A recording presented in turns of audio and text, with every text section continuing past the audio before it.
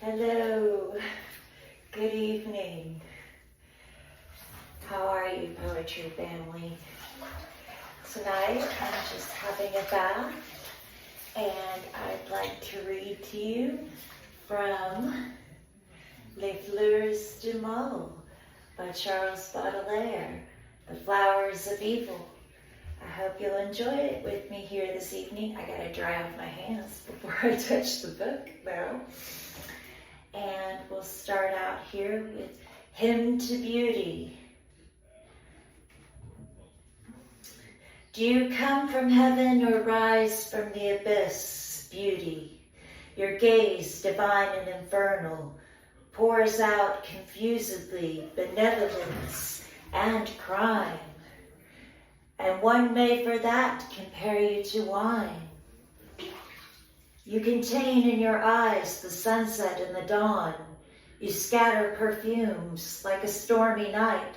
Your kisses are a filter, your mouth an amorphous, which makes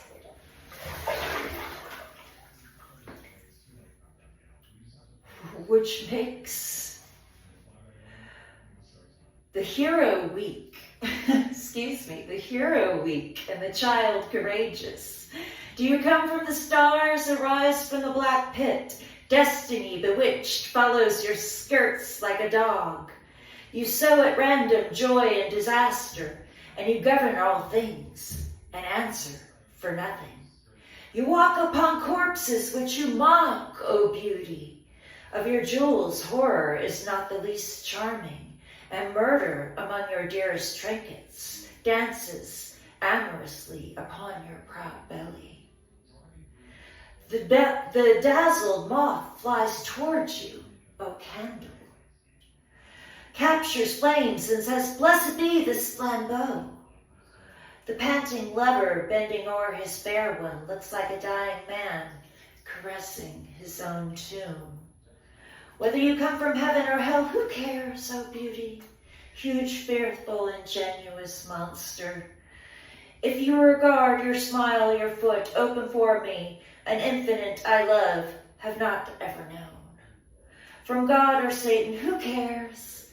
Angel or siren, who cares? If you make fey with velvet eyes, rhythm, perfume, glimmer, my one and only queen, the world less hideous, the minutes less leaden. Okay, we got off to a little bit of a rough start there, but you're just gonna love Baudelaire. I think he wrote a lot of these poems to his lovers. This one's called Head of Hair. Oh, fleecy hair falling in curls over the shoulders. Oh, black locks, oh, perfume laden with nonchalance. Ecstasy to people the dark alcove tonight with memories sleeping in that thick head of hair. I would like to shake it in the air like a scarf. Sweltering Africa and languorous Asia, a whole faraway world, absent, almost defunct, dwells in your depths, aromatic forest, while other spirits glide on the wings of music. Mine, O love, floats upon your perfume.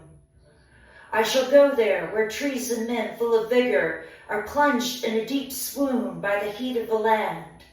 Heady tresses be the billows that carry me away. Ebony sea, you hold a dazzling dream of rigging, of rowers, of pennons, and of masts. A clamorous harbor where my spirit can drink in great draughts the perfume, the sound, and the color, where the vessels gliding through the gold, and the more open wide their vast arms to embrace the glory of a clear sky shimmering with everlasting heat. I shall bury my head enamored with rapture in this black sea where the other is imprisoned and my subtle spirit caressed by the rolling. Will find you again, fruitful indolence, endless lulling of sweet-scented leisure. Blue-black hair, pavilion hung with shadows. You give me back to the blue of the vast round sky and the downy edges of your curling tresses. I ardently get drunk with the mingling odors of oil of coconut, of musk and tar. A long time, forever, my hand is in your thick mane, will scatter sapphires, rubies, and pearls, so that you will never be deaf to my desire. Aren't you the oasis of which I dream, the gourd from which I drink deeply, the wine of memory? The next poem I'm going to read you is called The Dancing Serpent. Indolent darling, how I love to see the skin of your body, so beautiful, shimmer like silk, upon your heavy head of hair with its acrid scents, adventurous, odorant sea with blue and brown waves. Like a vessel that awakens to the morning wind, my dreamy soul sets sail to a distant sky. Your eyes, where nothing is revealed of bitter or sweet, are two cold jewels where are mingled iron and gold. To see you walking in cadence with fine abandon, one would say a snake which dances on the end of a staff. Under the weight of indolence, your childlike head sways gently to and fro like the head of an elephant. Your body stretches and leans like a slender ship that rolls from side to side and dips its yard in the sea. Like a stream swollen by the thaw of rumbling glaciers when the water of your mouth rises to the edge of your teeth. It seems I drink bohemian wine, bitter and conquering, a liquid sky that scatters stars in my heart. All right. This next poem is called Poison, and tells you a little bit about what this poet might have been getting up to.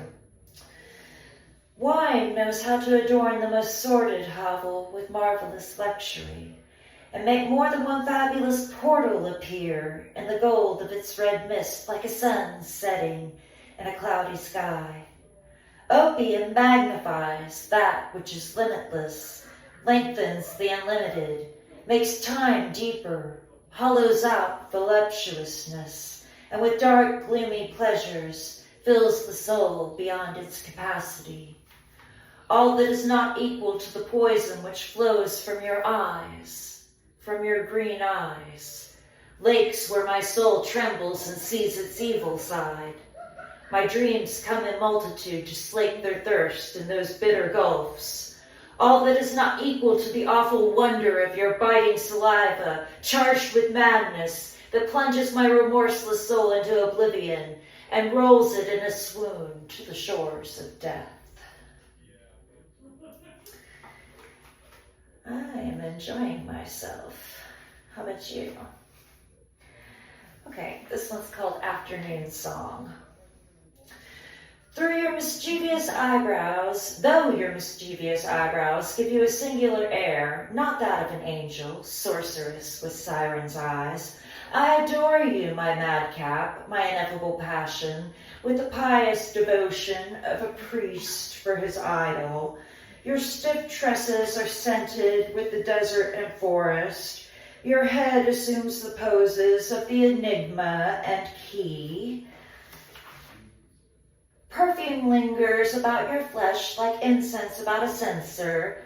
You charm like the evening, tenebrious, passionate nymph. Ah, the most potent philters are weaker than your languor, and you know the caresses that make the dead live again. Your haunches are enamored of your back and your bosom, and you delight the cushions with your languorous pose. Sometimes, to alleviate your mysterious passion, you lavish resolutely your bite and your kisses. You tear me open, dark beauty, with your derisive laughter, and then look at my heart with eyes as soft as moonlight. Under your satin slippers, under your dear silken feet, I place all my happiness, my genius and destiny. My soul brought to life by you, by your clear light and color, explosion of heat in my dark Siberia. Okay, This next one is called Gambling. I picked about 30 poems to read. I had to cut them down. This one's called Gambling. I'm not going to read you 30 poems, I promise. In faded armchairs, aged courtesans, pale, eyebrows penciled, with alluring fatal eyes, smirking and sending forth from wizened ears a jingled sound of metal and gems.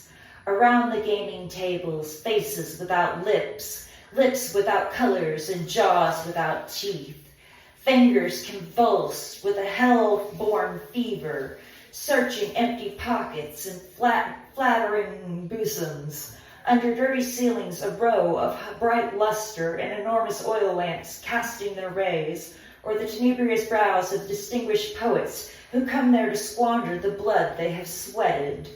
This is the black picture that in a dream one night I saw unfold before my penetrating eyes. I saw myself at the back of the quiet den, leaning on my elbows, cold, silent, envying the stubborn passion of those people, the dismal merriment of those old prostitutes, all blithely selling right before my eyes, one his ancient honor, another her beauty. My heart took fright at the envy of so many wretches running fiercely in the yawning chasm, who drunk with their own blood would prefer, in a word, suffering to death, and hell to nothingness. All right. This next one is called The Death of Lovers.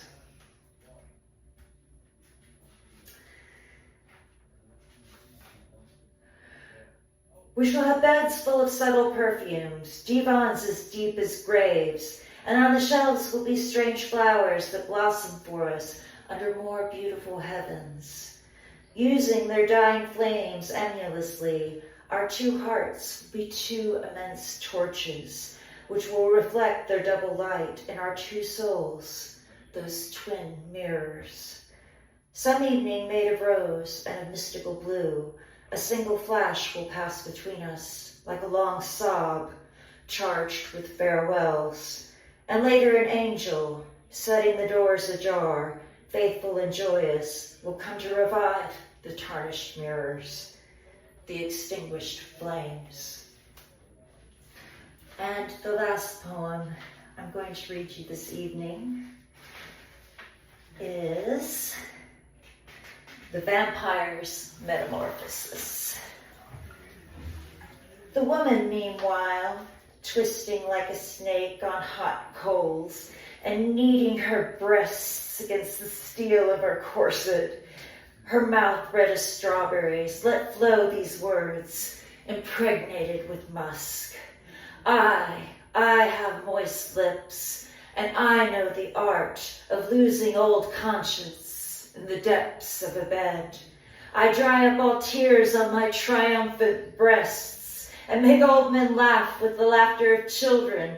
I replace for him who sees me nude without veils the moon, the sun, the stars, and the heavens.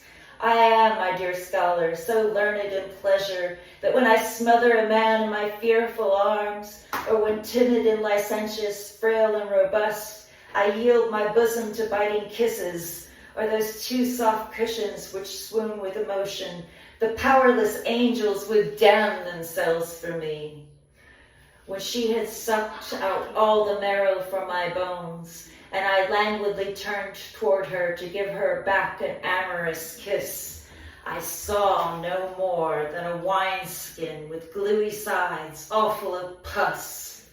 Frozen with terror, I closed both my eyes, and when I opened them to the bright light at my side, instead of the robust mannequin who seemed to have laid in a store of blood, there quivered confusedly a heap of old bones, which of themselves gave forth the cry of a weathercock, or of a sign on the end of an iron rod that the wind swings to and fro on a winter night. Thank you for being here with me this evening, Poetry Family. I've had a great time. I hope you have too. Good night.